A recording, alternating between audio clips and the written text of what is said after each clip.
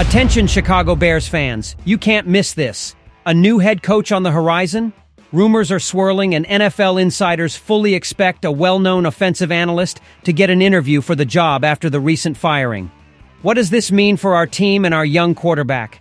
We continue with more exciting news. A new member of our defensive line made an impressive mark in his debut against the Vikings. Signed from a divisional rival's practice squad, he played 25 defensive snaps and showed he has what it takes to be a force in our defense. Could this player be the missing piece to strengthen our run defense? And last but not least, our star receiver has spoken out about what he wants to see in the next Bears head coach. Is it time for an offensive guru? He and many fans share this desire. Should the Bears incorporate players' opinions in the selection process? Find out in this video, and don't forget to subscribe to the channel and leave a like to stay updated on all Chicago Bears news. Chicago Bears fans, today I've got news that's creating quite a buzz. Cliff Kingsbury as the next head coach of the Bears? That's right.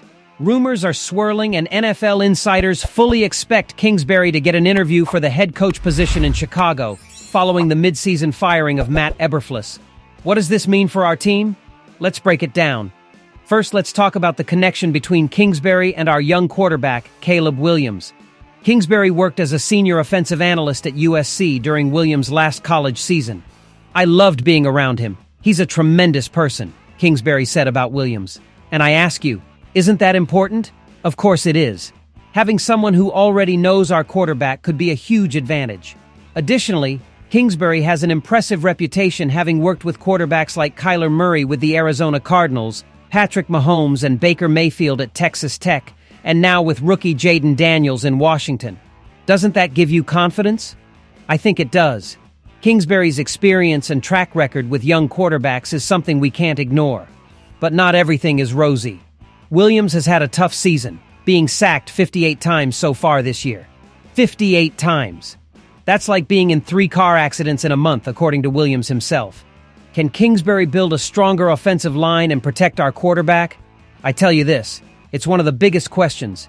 Interim coach Thomas Brown hasn't managed to change the losing streak of 8 consecutive games. Is it time to look outside the organization? I think so.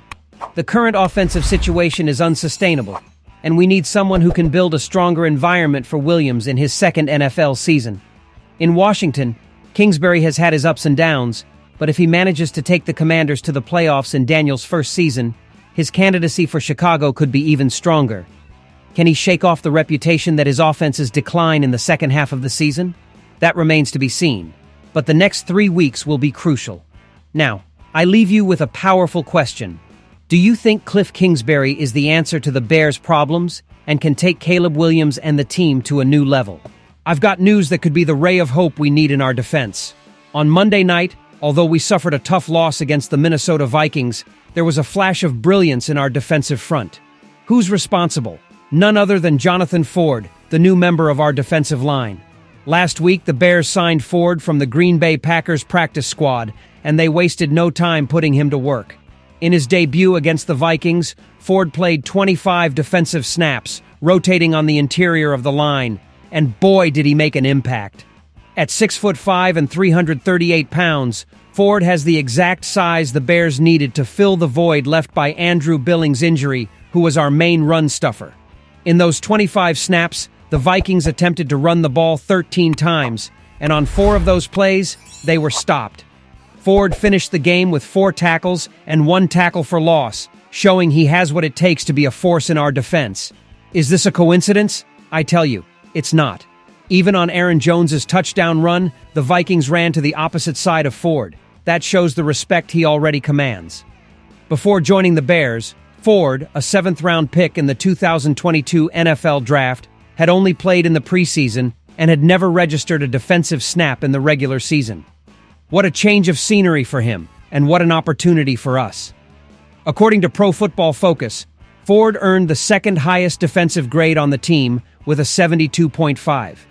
That's exactly what we've been missing in the run game since Billings' injury. From Week 10 to 14, we allowed an average of 139.8 rushing yards per game. However, with Ford on the field, the Vikings only managed 36 yards on 13 carries, 2.78 yards per carry, compared to 4.88 yards per carry when Ford was on the bench. Now, I ask you, is this enough to prove something?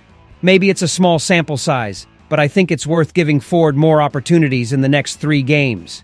If he continues to perform at this level, we might have found a decent backup for Billings next season. So, Bears fans, what do you think? Do you believe Jonathan Ford could be the missing piece in our run defense? Should we give him more playing time and see if he can maintain this level of performance? Our star receiver, DJ Moore, has spoken out about what he wants to see in the next Bears head coach. What is he looking for? Let's find out. During his weekly visit to the Mully and Hoff show on 670 The Score, DJ Moore expressed his desire for the next head coach to be someone with an offensive mindset. An offensive-minded coach would take the team to the next level, Moore said. But he didn't stop there. He also emphasized that whoever comes in must be able to lead the men in the locker room. Now I ask you, isn't this what we all want? Of course it is. The recent history of the Bears shows a pattern of alternating between defensive and offensive coaches. After Lovie Smith came Mark Trestman. After John Fox came Matt Nagy. And after Matt Eberflus, could it be time for another offensive guru? I tell you this, I wouldn't be surprised at all. DJ Moore has clear reasons for wanting an offensive-focused coach. Since entering the NFL, he has been under the orders of mainly defensive coaches like Ron Rivera, Perry Fewell, and Steve Wilkes in Carolina. Although he put up good numbers, Moore clearly sees even greater potential under the direction of an offensive-minded coach. And it's not just Moore who thinks this way. Many Bears fans share this desire. We want a coach who is not only a great offensive strategist, but also a leader who can connect with all the players on the team. Communication is key, especially after a disjointed year like 2024. The good news is that there are several interesting candidates who fit this profile. Ben Johnson, the offensive coordinator of the Detroit Lions, is a favorite. There's also Joe Brady, the offensive coordinator of the Buffalo Bills. And these are just a few of the names that have come up. Now, I ask you, should the Bears incorporate players' opinions in the selection process for the new coach? I think so. I'm not saying the players should directly choose the next coach, but their input could be valuable. Listening to leaders like DJ Moore, Caleb Williams, Cole Kmet, TJ Edwards, and Jalen Johnson could help make a more informed decision.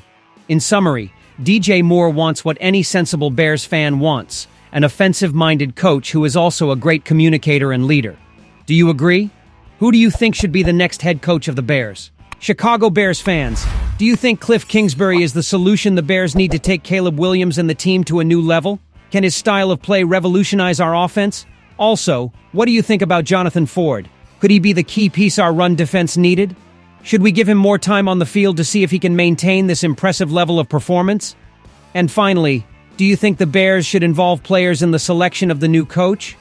Could this bring a new perspective and improve team cohesion? Don't forget to subscribe to the channel and be part of this amazing community of Bears fans.